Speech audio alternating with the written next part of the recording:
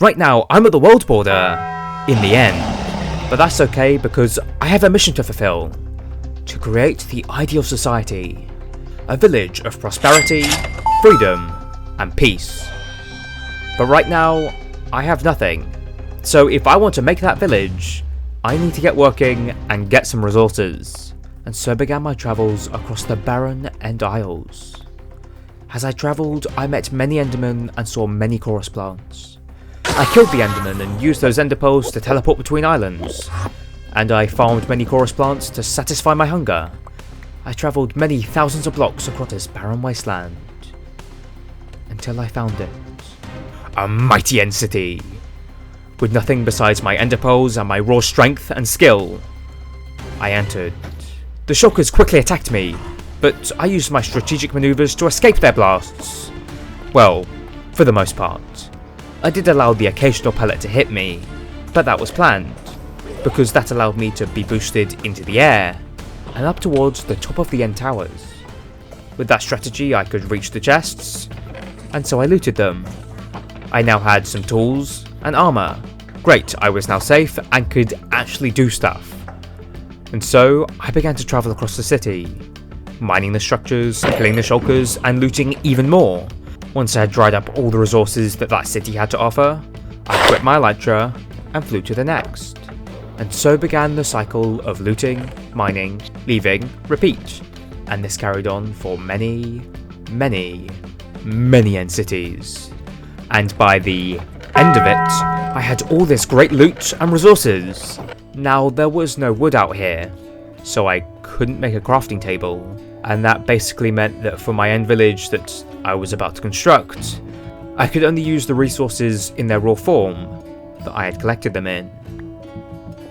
And I couldn't craft them into all that much. That's going to be a challenge. But even still, this remains to be a lot of different materials, and so I still have quite a lot of opportunities with all of this in constructing my end village. And so without any further delays, let's begin. Step 1. I built a bridge. An End village will obviously need to be protected from the evil Endermen of the End. And so I created a bridge leading away from the main End Islands, where all their evil Endermen were, to a smaller island, and then continued on to another bigger island. My plan was to create a mostly floating village in between two large islands. That way the village would be safe, but also in a convenient location for exploration and trade. Now, on that small island in the middle of the bridges, I decided that this would be the town centre, and so I made a central meeting point. Now, typically, these use bells, but in the end, there are no bells. So instead, I used a brewing stand, and it kind of works. Afterwards, I extended on that first bridge, added some detail, just experimented around until I had something that I liked. And I plan to make all other bridges in this village look like this one, so that will help a lot for later. But before I do that, I need to expand the paths out to create the general layout of the village. Paths are what determine most villages after all.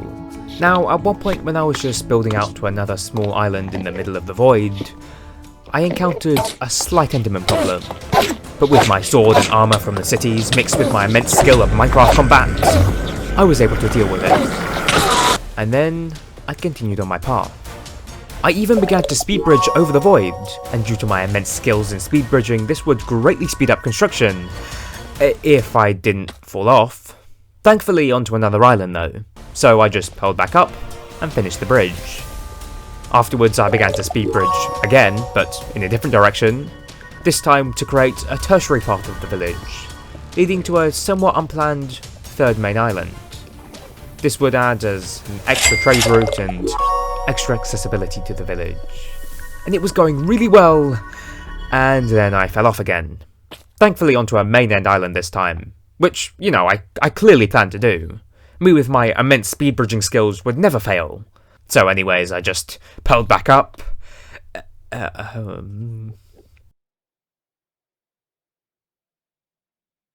Oh wow, first try I pulled back up, and I finished that bridge.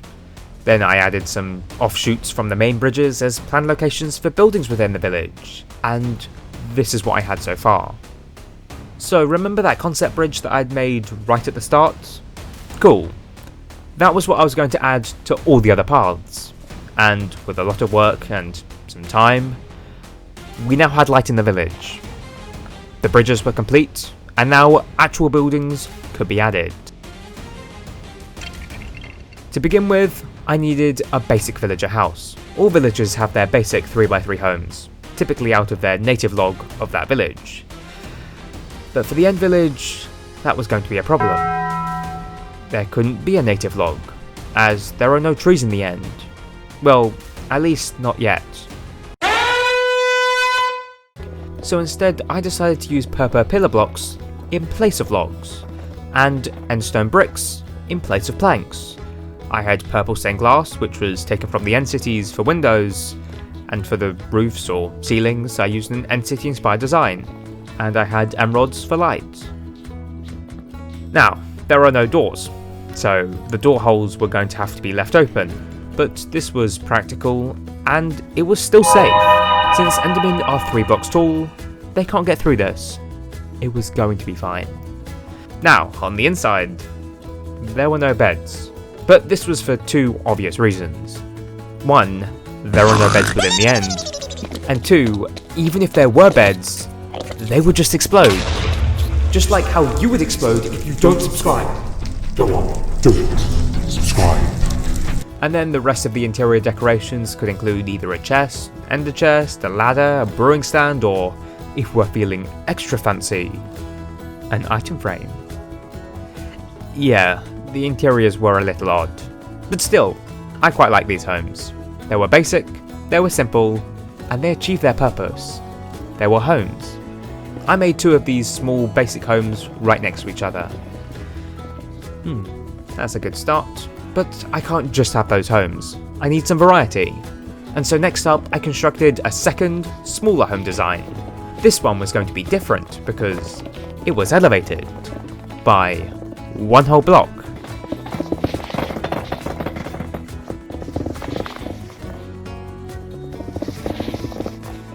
And had a larger roof.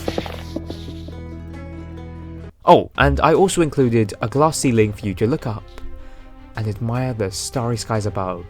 This was the fancy home of the village. I created another one of these fancy raised homes near the second small aisle, elevated above the rest of the village. Cool, so this end village now has a couple of homes, perfect places for people to live in. But you know what else it needs? A food supply. Now the end is a little barren, so traditional farms won't really work. And even though I did have many beetroot seeds as a result of my end raids, they had a use of, wait for it, let me just calculate. So the derivative of the like button multiplied by 15.2 all over the square root of the subscribe button is, nothing. Those seeds are useless here. There's no dirt to plant them in. So that means that there's only one viable crop choice out here in the end. The chorus fruit.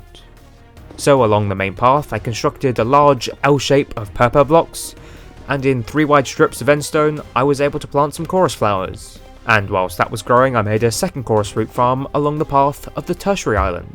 Since, you know, these aren't very efficient food items, meaning you will need to eat a lot of them to not, well, starve. Thankfully they are quite quick growing, so just these 2 farms should be enough. Now, I still had quite a few blank spaces along the path of my village, but what could I build to fill them in? I had enough homes. Oh wait, I know! Watchtowers! Yeah, like what could be better than some watchtowers in an end village? These could be places to look out for intruders trying to enter the end village. I copied the end city design from the peaks of certain buildings to create my towers. I had 2 of these small towers throughout this village, and they worked quite well. In fact, these towers were so effective that I decided to place one by each of the main village entrances to act as guard points into the end village. Additionally, these towers would also act as elytra launch points, making travel across the village far quicker and far simpler. But even with that, the village still felt empty. Let's think, what else could work here? Oh, what about the end ships? Those are some iconic structures of the end. I wonder if they'd work here, in the village. So I ventured out to 4 of the nearest end cities, and I redirected their ships to my village. Or in other words, I destroyed and replaced their ships back in the end village, block by block. And so 4 ominous ships now guarded the end village from the skies, hovering above the deep, endless void. That worked. But even with that addition, the village was yet to be completed. All the buildings that I'd crafted were floating on flat platforms.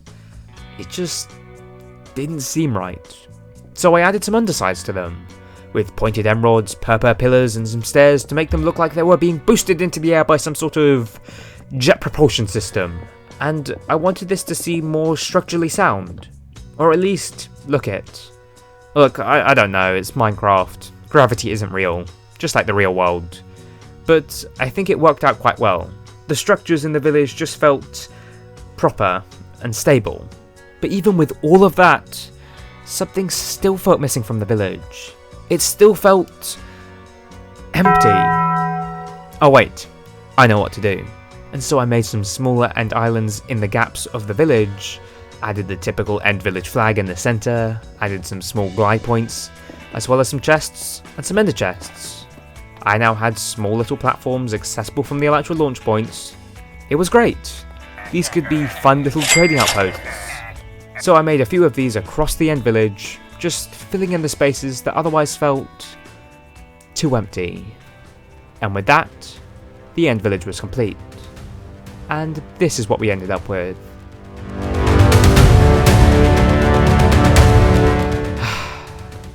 It was perfect.